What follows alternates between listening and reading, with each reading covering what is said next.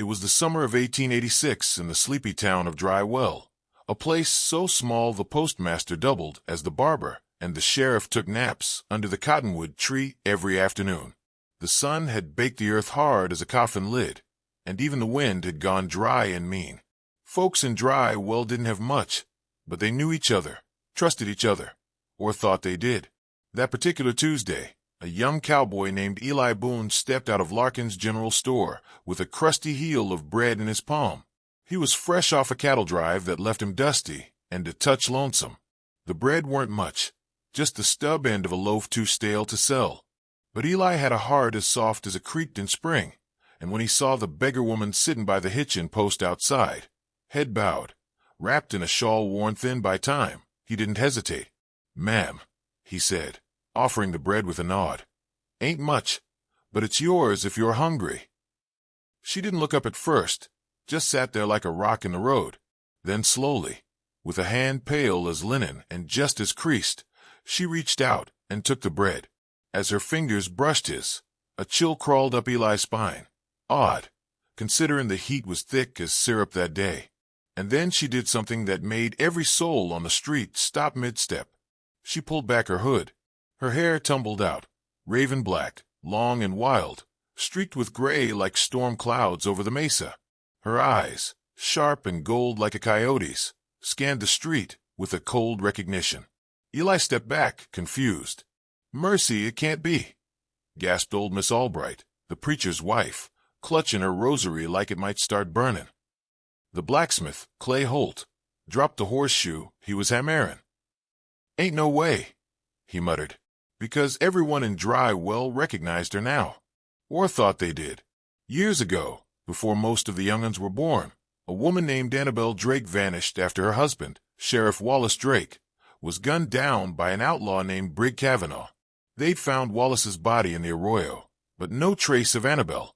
Some said she'd run off. Some whispered darker things. But here she was, or someone with her face, aged by wind and time. "Annabelle?" Eli asked, his voice barely more than a whisper. She didn't answer, just stood slow, every motion smooth and sure like a cat stretching after a nap. And then she turned to the crowd and said in a voice like rustling sagebrush, "It's been a long ride, Dry Well, but I reckon it's time to finish what was started." Then she walked down the main street like she'd never left, leaving behind stunned silence, a crust of bread, and a whole town full of questions. By the time the dust settled from that beggar woman's boots, the whole town of Dry Well was buzzing like a nest of hornets. Folks ain't much for mysteries in a place where everybody knows everybody, and no one knew where Annabelle Drake had been for nigh on 20 years. Sheriff Tate Reynolds, a man more familiar with spit-polished boots than actual trouble, stood at the steps of his office scratching his jaw like he might dig up the truth with his fingernails. "She's dead," he muttered, staring at the horizon. "We buried her, or near enough. Ain't no way that's her." But Eli Boone, who'd given her that crust of bread, wasn't so sure. Her eyes hadn't lied. That was the look of a woman who'd seen things, done things. Same as any drifter, only steadier, sharper. Later that night, Eli found himself drawn to the town ledger, an old book kept locked in the back room of the post office/sheriff's station. It listed every land deed, birth, death, and marriage in Dry Well since before the war. He knew it was a long shot, but something about her face, the way she said, "Finish what was started," stuck in his craw. He flipped past yellowed pages, eye searching for the name Drake. And there it was. Wallace Drake, Sheriff, deceased, 1866. Survived by wife Annabelle Drake, née Mooney. Property deed unclaimed. Final entry, case closed. But right below that, penned in a different hand, was a note he hadn't expected to find. Annabelle Drake, presumed dead. Witness statement sealed. See attached affidavit, E. Kavanaugh, 1867. E. Kavanaugh. Eli's stomach tightened like a lariat pulling taut. Brig Kavanaugh had a brother, Elias, quieter than Brig but just as dangerous. The last anyone'd heard, Elias had disappeared after the shooting. And now a stranger shows up, shrouded in dust and silence, looking like a ghost, and causing the kind of stir that don't die easy. Eli shut the ledger, heart thumping, If that really was Annabelle, and if the Kavanaugh name was tied up in this, well, Drywell's calm days were surely numbered. He stepped out into the warm summer night, the air heavy with the scent of creosote and dry wind, and made his way toward the widow McCreary's place. 'Cause if anyone knew secrets buried in this town, it was her. And meanwhile, up on the hill overlooking the town, the beggar woman, Annabelle or her ghost, stood staring at the sheriff's office with fire in her eyes and a plan deep in her bones. Eli Boone approached Widow McCreary's porch just as the last of the sun dipped behind the mesa, bleeding orange and gold across the sky, like a painter gone mad. Her place sat apart from the rest of town, nestled in a thicket of mesquite and secrets. Folks said the widow knew more than the preacher's Bible and spoke less than a tombstone. He tipped his hat and knocked. "Evening, Miss McCreary," he called out.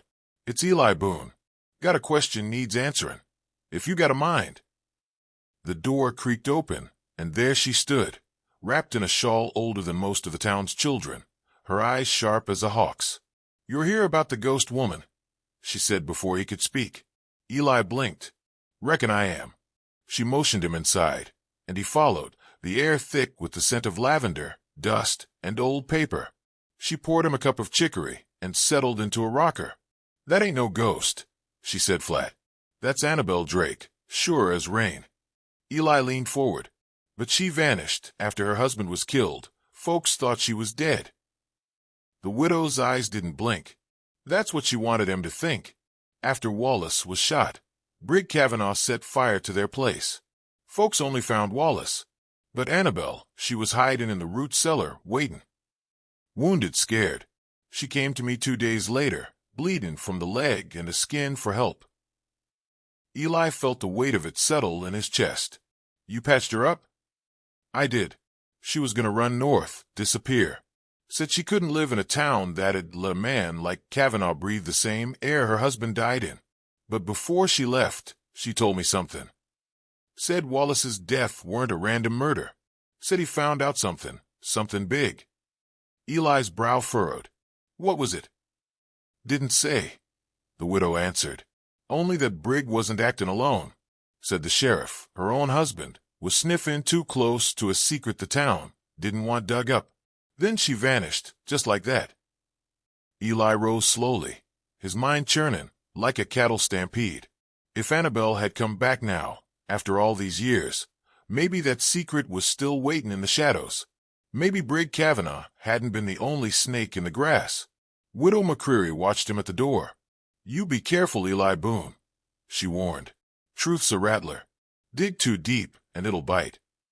As he stepped into the night, he realized he didn't know what he feared more, the truth Annabelle was chasing, or what it might cost to catch it. And across town, behind a cracked window at the old feed store, a pair of eyes watched Eli ride away, eyes full of recognition and hate. Old Micah what's ran the feed store, though ran was generous. Mostly he just sat behind the counter and pretended to read the same 2 pages of a seed catalog for the last 6 years. Folks thought he was harmless, a fixture more than a man. But what they didn't know, what no one knew, was that Micah was keeping a secret as old as the blood stain behind the sheriff's desk. It started stirring again the moment he saw that beggar woman's face. He knew her, hadn't laid eyes on her in 2 decades, but you don't forget a woman like Annabelle Drake. Not when you've seen her cry over her husband's body. Not when you helped bury the truth with your own 2 hands. That night, after the last lantern went out on Main Street and the cicadas took up their nightly hymn, Micah rose from his stool and unlocked the cabinet under the register. Inside, wrapped in oilcloth and bound with frayed twine, was a stack of yellowed papers. Right on top, folded sharp, like it had never been opened, was a letter, addressed to Sheriff Wallace Drake. Micah's hands trembled as he peeled it open. The ink had faded, but the words cut clean as a knife. "Wallace, meet me behind the livery midnight. I've found proof. It's bigger than Rustlin. They're using the railroad as a front. Brig's the gun, but there's a hand pulling the trigger, and it's sitting in the mayor's chair. Be careful. Trust no one, not even the preacher. Elias C." Micah's breath caught. He remembered now, Wallace never got that letter. Brig killed him before midnight, and Elias disappeared. And now, All these years later, Annabelle was back. Maybe to find the truth. Maybe for revenge. Maybe both.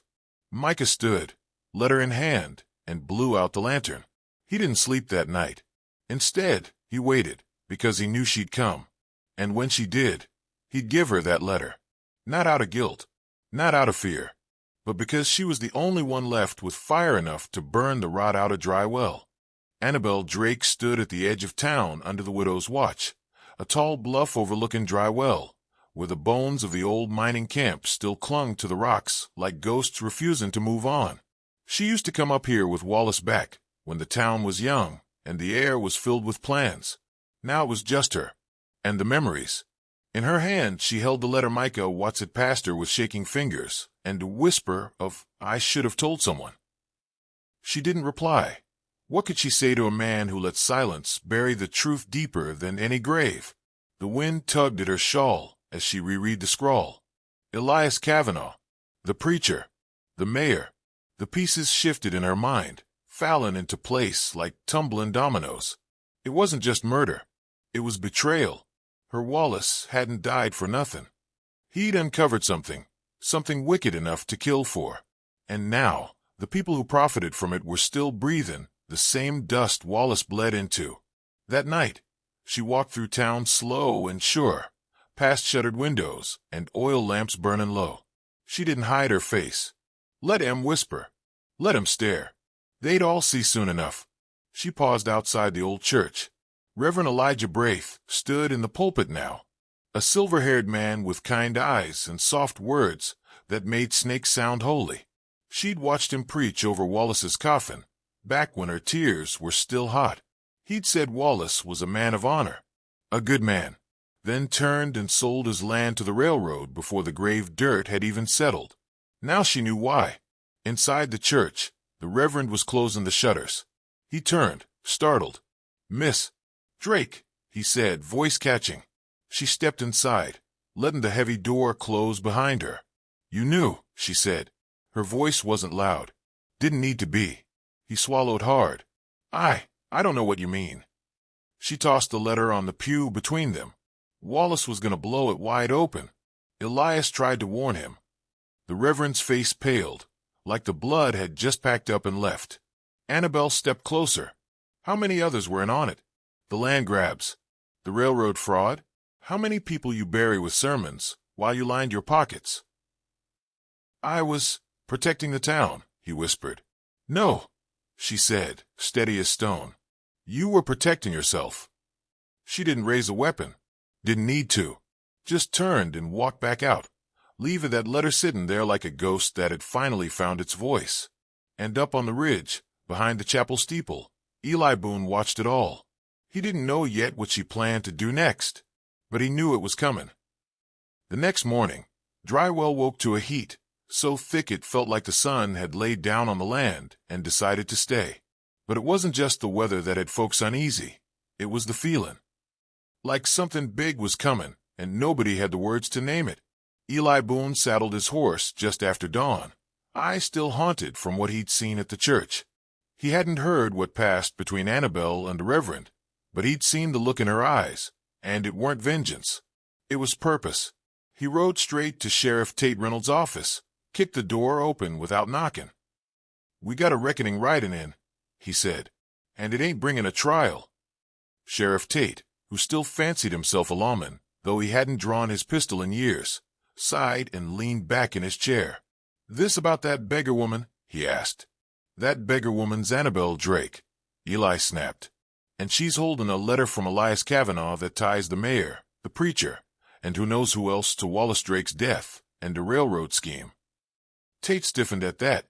"You got proof?" "I saw the letter, and I saw her confront the Reverend. You think she's done?" Eli leaned in. "She's just getting started." Tate rubbed his jaw, the years suddenly showing in his eyes. "Brig Kavanaugh's dead, buried outside of San Miguel 6 years ago. You want to stir up old ghosts, Boone? Go right ahead, but don't expect this town to thank you for it." Eli didn't answer, just turned and walked out. Meanwhile, Annabelle moved like a woman with dust in her veins and fire behind her eyes. She stopped at the town's notice board, nailed there since the war years. With a scrap of paper and a firm hand, she tacked up a sign in bold black ink. Truth comes to Dry Well. Sundown. Town Hall. You best be there. She walked away without a word. By noon, every soul in Dry Well had read it. The saloon was quiet. The general store closed early. Even the schoolmarm paused her lesson to glance out the window, eyes tight with worry. And in the mayor's house, behind drawn curtains, two men argued in hushed, frantic tones. The Reverend's face was pale. Mayor Julian Forsyth's hands shook as he poured whiskey. "She's bluffing," Forsyth said. "She ain't," the Reverend replied. "What if she talks? Then we lose everything." They sat in silence a long moment. Then Forsyth stood. "We'll stop her before she does." But neither man saw the figure leaning against the alley wall outside, listening through the crack in the shutter. Micah Watts, the feed store man who'd once buried the truth, now held it in his hands. And he was tired of carrying it. The town hall in Dry Well hadn't seen a crowd like this since the great snake oil debacle of '79. Folks filled the room shoulder to shoulder, sweat clingy in the heat, eyes darting, like prairie dogs in coyote country. Nobody spoke above a whisper, not even the barkeep or the preacher's most faithful. The air was thick, not just with heat, but with fear. At the front, Annabelle Drake stood tall. The years hadn't taken her voice, nor the fire that lit her from within. She wore a simple gray dress, frayed at the hem, and a shawl over her shoulders. In her hand she held a bundle, letters, affidavits, and a single yellowed page with Elias Kavanaugh's name scratched across the top. When the crowd finally quieted, she stepped forward. "My name," she said, voice steady as bedrock, "is Annabelle Drake. Some of you remember me. Some of you buried me. But I didn't come back from the dead.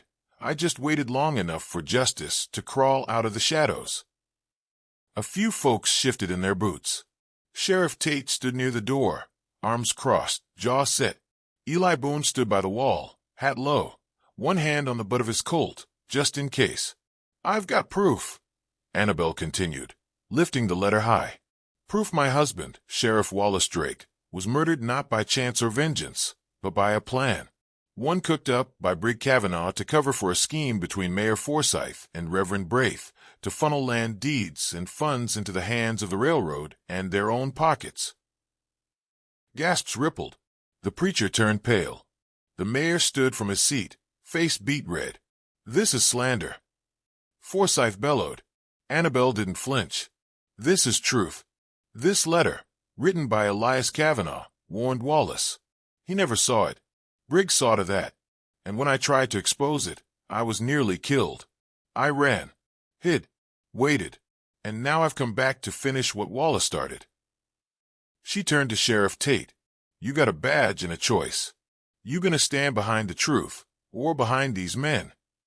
Tate looked like a man aged 10 years in a breath.